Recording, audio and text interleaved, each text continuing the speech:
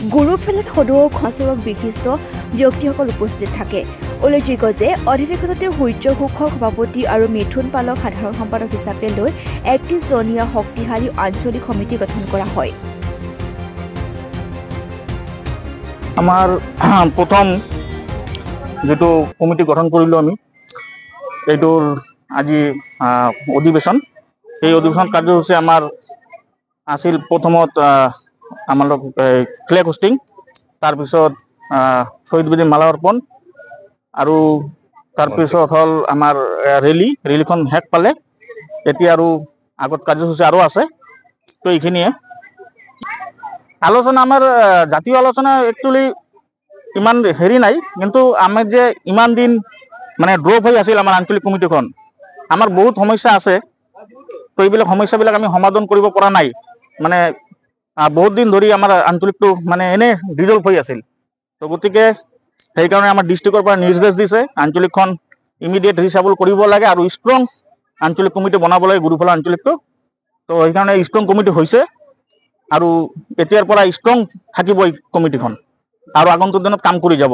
আমাৰ জাতিৰ কাৰণে নতুনকৈ যেটো কমিটি গঠন হৈছিল এটো আজি গুৰুফলাৰ প্ৰথম দ্বিবাৰ্ষিক অধিৱেশন আজি ইয়াতে অনুষ্ঠিত কৰা হৈছে গোসাইগাঁও এই গুৰুফলা আঞ্চলিক কমিটিৰ দ্বাৰা আজি আমাৰ কাৰ্যসূচীবিলাক আছিল ফাৰ্ষ্টত পতাকা উত্তোলন তাৰপিছত আমাৰ শহীদ বেদী মাল্যৰ্পণ তাৰপিছত প্ৰভাৱ ৰেলী আছিল তো এইটো আমি ৰেলীটো জাষ্ট এতিয়া শেষ কৰিলো আৰু আজি গুৰুফলাত ইমান ডাঙৰকে ইমান মানুহ আজি ঘৰৰ পৰা ওলাই আহিছে এটো নিজৰ জাতিৰ বাঙালীৰ কাৰণে আমি ইয়াতে বহুত গৌৰৱ অনুভৱ কৰিছো আমাৰ এতিয়া জাষ্ট আমাৰ যেটো এতিয়া হ'ব চিত্ৰাংকন প্ৰতিযোগিতা তাৰপিছত আপোনাৰ মুকলি সভা আছে মুকলি সভাটো আমাৰ ইয়াতে চিফ গেষ্ট আহি আছে আমাৰ চেন্ট্ৰেল কমিটিৰ প্ৰেসিডেন্ট দীপক দে মহাশয় লগতে আৰু আমাৰ ভাইস প্ৰেসিডেন্ট আছে গোপাল ঘোষ মহাশয় হিয়তো গোটেইকেইজন থাকিব আজি সদৌ বাঙালী যুৱ ছাত্ৰ ফেডাৰেশ্যন গোসাইগাঁও জিলা সমিতিৰ অন্তৰ্গত গুৰুফলা আঞ্চলিক সমিতিৰ প্ৰথম দ্বিবাৰ্ষিক অধিৱেশনত আমি আহি উপস্থিত হৈছোঁ গতিকে আমি এই আমাৰ এই গুৰুফলা অঞ্চলৰ পৰাই বা আমাৰ গোসাইগাঁও জিলাৰ পৰা আমি এইটোৱে ক'ব বিচাৰোঁ যে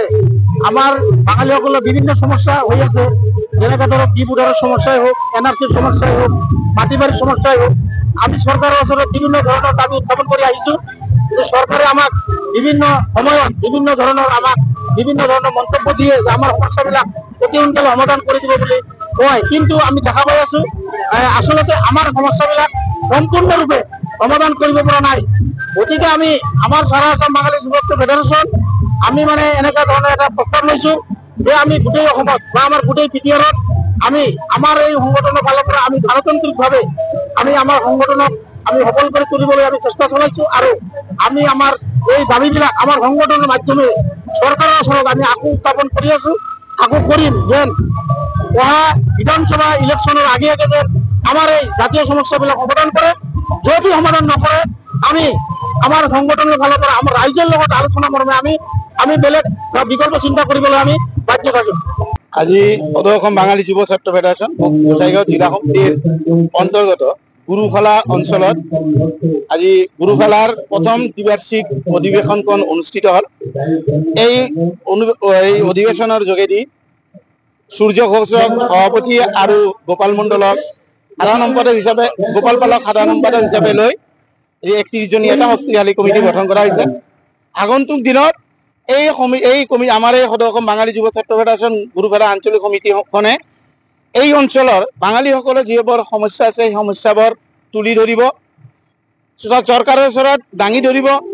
আপোনালোকে জানে এই BTC অঞ্চলটোত অসমত বসবাস কৰা বাঙালীসকলৰ এশএবুৰি সমস্যাৰ শেষ নাই কিন্তু পোৱা নাই গতিকে আমি এতিয়া সিদ্ধান্ত লৈছোঁ অনাগত নতুন বছৰত আমি বিভিন্ন কাৰ্যসূচীৰ মাধ্যমেৰে আমাৰ যিবিলাক সমস্যা আছে এই সমস্যাবিলাক সমাধান কৰাৰ কাৰণে আমি দাবী উত্থাপন কৰিম চৰকাৰলৈ যদি আমাৰ এই দাবীসমূহ অতি সোনকালে যদি পূৰণ নকৰে তেনেহ'লে আমি অসমত তীব্ৰ আন্দোলন গঢ়ি তুলিবলৈ আমি বাধ্য থাকিম আপোনালোকে এতিয়া সবৰে জানে আপোনালোকৰ যিহেতু প্ৰেছৰ মানুহ আপোনালোকে ভালদৰে গম পায় যেতিয়াই নিৰ্বাচন আহে তেতিয়াই বাঙালীসকলৰ আদৰ বহু বাঢ়ি যায় প্ৰত্যেকটো ঘৰে ঘৰে ইহঁতে আহি বিভিন্ন ধৰণৰ মানে প্ৰলোভন দেখুৱাই বাঙালীসকলৰ মানে বাঙালী সমস্যাৰ সমাধান কৰিব বুলি ইহঁতে প্ৰতিশ্ৰুতি দিয়ে কিন্তু যেতিয়াই ভোট পাৰ হৈ যায় সিহঁতে ৰাজপাট দখল কৰে বাঙালীসকল ভোটেৰে সিহঁতে যেতিয়া ৰাজপাট দখল কৰে তেতিয়া বাঙালী যিবিলাক সমস্যা আছে এই সমস্যাবোৰ সিহঁতে পাহৰি যায় সেইটো গতিকে আমি সিদ্ধান্ত লৈছো